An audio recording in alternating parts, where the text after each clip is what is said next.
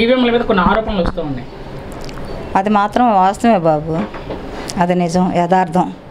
ఎందుకంటే పవన్ కళ్యాణ్ ఎవరో ఎవరికి తెలియదు అసలు. పవన్ కళ్యాణ్ ఎవరు, ఎక్కడి నుంచి వచ్చాడు, అతను సినిమాల్లో తెలుసు, సినిమా హీరోగా తెలుసు, సినిమాలో హీలనగా తెలుసు, అంతవరకు తెలుసు అతను. అంటే రాజకీయాల్లోకి వచ్చి జనానికి ఏ రోజు ఏ కార్యక్రమం ఏ మంచి చేసింది లేదు. అలాగనే ఇంకా కొందరు ఉన్నారు నాయకులు, వాళ్ళు కూడా ఎవరికి తెలియదు. చంద్రబాబు అంటావా, ఆయన పరిపాలన మొదట్లో ఉంది, ఆయన ముఖ్యమంత్రిగా చేశారు, అంతవరకు తెలుసు. గతంలో గద్దె గారు ఎమ్మెల్యేగా గెలిచారు, అది తెలుసు. కానీ కరోనా కష్టకాలం నుంచి కూడా ఏ రోజు జనంలోకి ఆయన రాలే.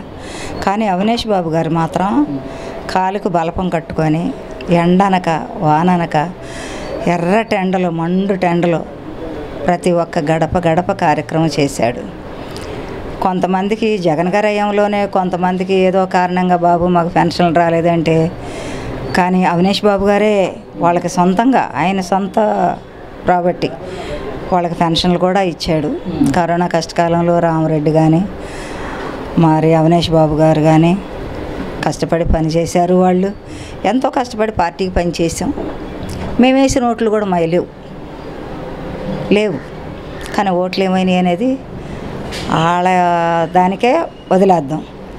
అంటే ఒకవేళ ప్రతిపక్షం ఓడిపోయిందంటే సకానికి సగము ఒక 10 సీట్లు ఒక 20 సీట్లు తగ్గినాయి అంటే అది సమంజసం, ఎవరికైనా కూడా ఉంది. కుడి ఎడంగా ఓడిపోయారంటే. కానీ జగన్ గారికి వచ్చిన జనం, మోడీ గారు గుంటూరులో మీటింగ్ పెట్టినా కూడా ఒక్కసారి జగన్ గారు మీటింగ్ పెట్టినప్పుడు అందులో సగం కూడా రాలే. ఆ జనాన్ని చూసి వాళ్ళ విజ్ఞప్తిగా వదిలేద్దాం, వాళ్ళు ఏం చేశారనేది. పాపం పుణ్యం భగవంతుడికి తెలియదు.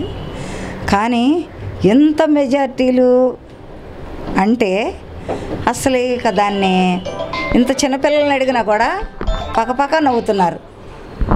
చిన్నపిల్లల్ని అడిగినా కూడా ఇదా అనుకుంటున్నారు. అట్లాగే ఇవాళ జగన్ గారికి కష్టకాలమే అనుకోండి, అది మోసమే జరిగింది అనుకోండి, ఏదన్నా కానీ పైన భగవంతుడు ఉన్నాడు, చూస్తూనే ఉన్నాడు ఏంటి. కానీ ఇవాళ రోజున ప్రతి ఒక్కళ్ళు స్పందిస్తున్నారు. మరి మన ఇతను ఉన్నాడు కదా, మన పాల్ దినకరం ఉన్నాడు కదా, వాళ్ళ 22 వాళ్ళ కుటుంబ సభ్యులు 22 ఓట్లకి వాళ్ళకి 4 ఓట్లు వచ్చినాయి అంటే దాన్ని బట్టి చాలా అర్థం చేసుకోవచ్చు. పవన్ కళ్యాణ్ ఇన్ని ఊర్లో ఎంత మెజార్టీతో గెలవటం అంటే అసలు జగన్ గారు ఎంత అన్యాయంగా ఓడిపోవటానికి కారణాలు ఏంటంటే అది వాళ్ళకి తెలుసు, వాళ్ళ మనస్సాక్షికి తెలుసు, పైన ఉన్న దేవుడికి తెలుసు. కానీ ఎప్పుడు అలాగే ఉండదు, అటు ఇటు మారుతూ ఉంటాయి. రాబో కాలంలో ఇంకేమేమి చూడాల్సి వస్తుందో, ఏమేమి జరగాల్సి వస్తుందో, ఈ అల్లర్లు, ఈ ఆస్తులు ధ్వంసం చేయటాలు, ఇళ్ల మీద పడి బీభక్షాలు చేయటం, పొడవటాలు. మరి జగన్ గారు మరి ఫ్యాషనిస్ట్ అన్నారు, రౌడీ అన్నారు, రౌడీ రాజకీయం అన్నారు, ఆయన లెగిస్తేనే మట్టర్లు గొడవలు అన్నారు. ఈ 5 ఏళ్లలో ఎక్కడంత గొడవలు మేము చూడలే. మేము పార్టీలో పనిచేసాము, మేము తిరిగాము. కానీ ఇప్పుడే కాదు, జగన్ గారు రాకముందు నుంచి కూడా పార్టీలు మేము చూస్తున్నాం. కానీ ఇప్పుడు జరిగినంత హింస ఎప్పుడు కని వెరగనటువంటి ఒక ఇది చేస్తున్నారు. కానీ చంద్రబాబు గారు పెద్ద మనసు చేసుకొని వీటన్నిటిని అరికట్టి మీరు సాధించారనే మీరు అనుకోండి, ఏ విధంగా అన్నా అనుకోండి, ప్రభుత్వం మీ చేతికి వచ్చింది. మీ జనం శుభ్రంగా జనంతో పాటు ప్రతిపక్ష నాయకుడిని కూడా మీరు ఇది చేయకుండా మిమ్మల్ని ఎప్పుడు జగన్ గారు పొరపాటున ఒక్క మాట అనలేదు, ఎవరిని అనలేదు. మీరు ఎన్నో మాటలు అన్నారు. పవన్ కళ్యాణ్ మాట్లాడిన మాటలు అయితే అసలు మామూలుగా మాట్లాడలే, ఆయన గారు మాట్లాడిన మాటలు. కానీ పవన్ కళ్యాణ్ ఏనాడు దూషించి ఒక్క మాట కూడా మాట్లాడలే, ఆ రకంగా మాట్లాడారు. ఈ విధంగా జరుగుతుంది కాబట్టి ఎప్పుడు లేనంతగా ఈసారి ఇన్ని ఆరోపణలు రావడానికి కారణం ఏంటంటే అది యథార్థమని అందరికీ తెలుసు. నేను ప్రత్యేకించి చెప్పేదే ఉంది, కనిపిస్తూనే ఉంది కదా బాబు. ఇప్పుడు గెలుపు ఓటం దగ్గరకు వచ్చేటప్పటికి ఒక ముక్కు మొహం తెలియని అతనికి అంత మెజార్టీ. అసలు పవన్ కళ్యాణ్ ఎవరు? 5 సంవత్సరాలు జగన్ గారు జనంలో ఉన్నారు, జనం గురించి కూడు గుడ్డ గూడు గురించి ఆలోచించాడు. వాళ్ళకి ఇళ్ళని హామీ పత్రాలని అవన్నీ ఇచ్చారు. మరి వాళ్ళ రోజున మరి వీళ్ళని అందరినీ ఏం చేస్తారనేది ఇక అది వాళ్ళకే తెలవాలి. వాళ్ళు న్యాయం చేస్తారా, అన్యాయం చేస్తారా, ప్రతిపక్షం మీద కక్ష సాధించే చర్యలు చేస్తారా అనేది వాళ్ళ విజ్ఞప్తికే వాళ్ళకు వదిలేస్తాం. నిన్నటి నుంచి చూసినట్లయితే రుషికొండ ప్యాలెస్ గురించి కూడా చర్చ నడుస్తూ ఉందమ్మా. జగన్మోహన్ రెడ్డి గారు 500 కోట్లతో అది ప్రజల సొమ్ముతో ఆయన సొంతంగా కట్టించుకున్న విలాసంగా అని చెప్పి టీడీపీ వాళ్ళు ఆరోపిస్తూ ఉన్నారు. ఏంటన్నా చెప్తారు, 100 చెప్తారు. ఇప్పుడు నేనంటే గిట్టదు, నన్ను ఎన్నో అంటారు ఏంటి.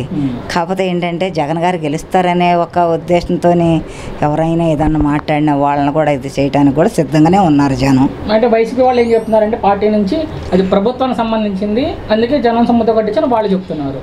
ఏదన్నా చెప్తారు బాబు. ఇప్పుడు ఎందుకంటే ఇప్పుడు జగన్ గారు ప్రభుత్వం అయితే ఎవరు మాట్లాడతాకు ఉండేది కాదు. వాళ్ళ ప్రభుత్వం వచ్చింది కాబట్టి ఏదంటానికి కూడా సంసిద్ధమే, దాంట్లో ఎటువంటి మార్పులు కూడా ఉండవు. ఏమైనా మాట్లాడితే వాళ్ళ ఇష్టమే, అది వాళ్ళ దానికే వాళ్ళకి వదిలేయాలి. అంతేగాని ఇప్పుడు నేను స్పందించినా ఇంకొకరు స్పందించినా ఎవరు స్పందించినా ఇప్పుడు ఏంటంటే ఇప్పుడు ఆయనకి పదవి లేదు కాబట్టి వాళ్ళ ఇష్టం. అలాగే జగన్ని ఫర్నిచర్ దొంగ అంటున్నారమ్మా టీడీపీ వాళ్ళు అంటారు. సో వీళ్ళేమో డబ్బులు కట్టామంటున్నారు, దానికి కట్టినా క్యాంప్ ఆఫీస్లో దానికి కట్టినా మరి గతంలో 25,000 మరి మెళ్ళో తాళ్ళు గొలుసులు కూడా తాకడ పెట్టి కట్టారు. మరి ఆ రోజుల్లో ప్రభుత్వంలో ఉండగానే మరి చంద్రబాబు గారు ఇల్లు ఇవ్వలేదు. మా 25,000 ఇప్పుడు జనం అప్పుడు అంటున్నారు. వాళ్ళకి తిరిగి డబ్బులు కూడా జగన్ గారు ఇచ్చాడు. కొన్ని ఇళ్ళు కూడా వాళ్ళకి ఇస్తామని హామీ ఇచ్చాడు. మరి దొంగ అంటే ఆ దొంగ అనేది ఎవరనేది ఏంటనేది అది జనానికి తెలుస్తూనే ఉంది. ఇంకా అనుకునే దానికి ఏముంది బాబు. టీడీపీ నాయకుడు అయ్యన్నపాత్రుడు ఒక వీడియోలో మాట్లాడుతూ అయ్యన్నపాత్రుడు గారు ఏమన్నారంటే జగన్ ఓడిపోయాడు కానీ ఇంకా చనిపోలేదని మాట్లాడడం జరిగింది ఆయన. సో దాని గురించి సావు పుట్టుకులు అనేది మన చేతుల్లో లేవు, వాళ్ళ చేతుల్లో లేవు. మనం దేవుళ్ళు కాదు మనం నిర్ణయించడానికి.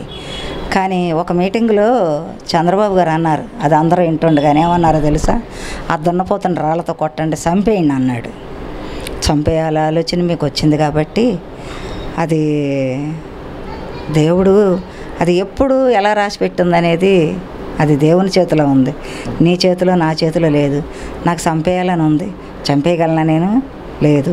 అది నా సావు ఏనాడు రాసి పెట్టుంటే ఇప్పుడు తప్పకుండా అది మాత్రం నిజం జరిగిద్ది. అంతేగాని నువ్వు సమ్మన్నంత మాత్రాన చచ్చిపోవటానికి, నువ్వు సావమంటే చచ్చిపోవటానికి ఏంటి, ఎవరు చచ్చిపోతారో ఎవరు ఉంటారో ఎవరు పోతారో అనేది ఎప్పుడూ మనకి దేవుడు మనం పుట్టుకతోనే మన రాతను రాసిస్తాడు. ఇంకా రాత ప్రకారం జరిగేది కానీ అది నువ్వు నేను అనుకున్నట్టు అది ఎప్పుడు జరగదు. మరి అయ్యన్నపాత్రుడి వ్యాఖ్యల మీద ఏదైతే అయ్యన్నపాత్రుడి గారు మాట్లాడారు, ఏమి లోపల ఆయనకి ఏమన్నా వచ్చిపోతే ఎవడేం చేస్తాడు కదా. జగన్ గారి గురించి అయ్యన్నపాత్రుడి గారు ఇప్పుడు జగన్ గారి నుంచి ఆయన అన్నాడు బాగానే ఉంది. ఇప్పుడు వరకు ఆయన బాగున్నాడు, నువ్వు బాగున్నావు, నేను బాగున్నా. ఏ క్షణంలో ఏం జరుగుతుందో తెలియదు. అది గుండె ఆగిపోవచ్చు, నరాలే చిట్లు పోవచ్చు, లేకపోతే ఇంకోటి జరగవచ్చు, లేకపోతే నడుతా పోవచ్చు, ఏ యాక్సిడెంట్ జరగవచ్చు. ఎవరు కలగన్నారు? ఎవరు కలగనలే. అది ఆయన ఇష్టం కాదు, నా ఇష్టం కాదు, నీ ఇష్టం కాదు. అది దైవాధీనం, దేవుడు రాస్తాడు. ఎప్పుడు మన అమ్మ కడుపులో ఏనాడైతే పడ్డామో ఆ రోజు ఆ రాతలకి మనము బాధ్యులు, మన బాధ్యత మనం వహించాలి అంతవరకే.